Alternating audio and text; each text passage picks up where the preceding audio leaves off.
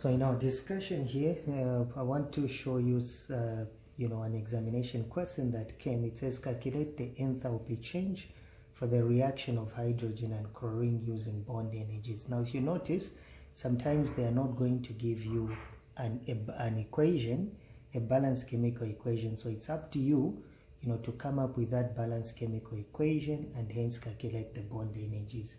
So therefore, you need to know how to write proper or correct, chemical formulas. So it's a reaction, they told me, between hydrogen and chlorine. Of course, you know that, hydrogen, which is in gaseous form if you want, it's diatomic reacting with chlorine, which is also diatomic, to produce what we are calling as being hydrogen chloride. Of course, that is in gaseous form. You can balance up 2 hydrogens, 2 chlorines, so we can put up a 2 there. Now, of course, the next step that you need to do is to draw bond line formulas, how the bonds are being connected. Are there single bonds? Are there double bonds? So those things are supposed to come into your mind. So when it comes to hydrogen, hydrogen is only a single bond between hydrogen and hydrogen. That's what we know. Plus, chlorine again is actually forms a single bond, so chlorine and chlorine atoms to produce.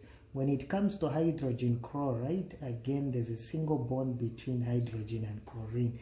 But remember what they have told you, how many of these bonds are there between hydrogen and chlorine. Because of these 2, it simply tells you that there are 2 of such bonds between hydrogen and chlorine.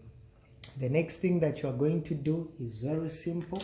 So what you're going to do is that you look at the bond. Remember, this happens in covalent. We are dealing with just covalent, bonds in this case. So look at the bonds and the bond energies. And remember, the bond energies are always in kilojoules per mole. That's what you should be able to remember.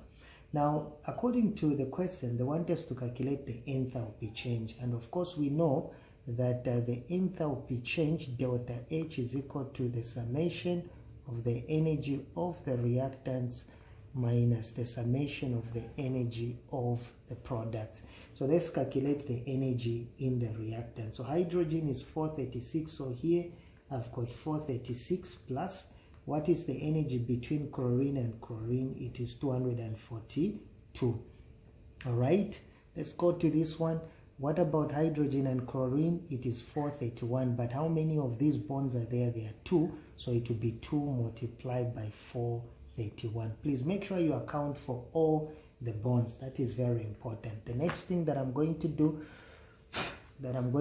is simply to add that so that I can know the energy of the reactant. So I'll add the 2. So 436 plus 242. And that is going to give me 678 kilojoules in this case. What about when it comes to the total energy of the products? In this case, you just need to multiply 2 multiplied by 431, and that is going to give us 862 kilojoules. Then we can apply our formula there that we do have. So the enthalpy change, delta H, is equal to the summation of the energy of the reactants minus the summation of the energy of the products there.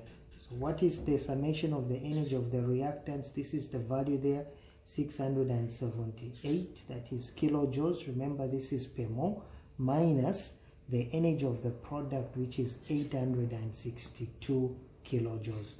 Of course, when I look at that one, we just need to work out our calculator. 678 minus 862. So you can see it is giving us negative 184, and that is kilojoules, because this is the energy that they wanted us to get here. So therefore, we are simply saying that it is negative 184 kilojoules. If you want, that is simply per mole. There's no problem. But that's just the energy that we need, but this energy is simply per mole. Now, we can simply ask you whether this was simply an endothermic or an exothermic reaction. So remember what we say, when you have a negative, it simply tells you that heat is simply being given out, and therefore we can simply conclude that this is an exothermic reaction. Okay, so remember in my previous video you might have seen me writing exothermic reaction. Well, this is just the short abbreviation of reaction. As you advance, you're going to understand that.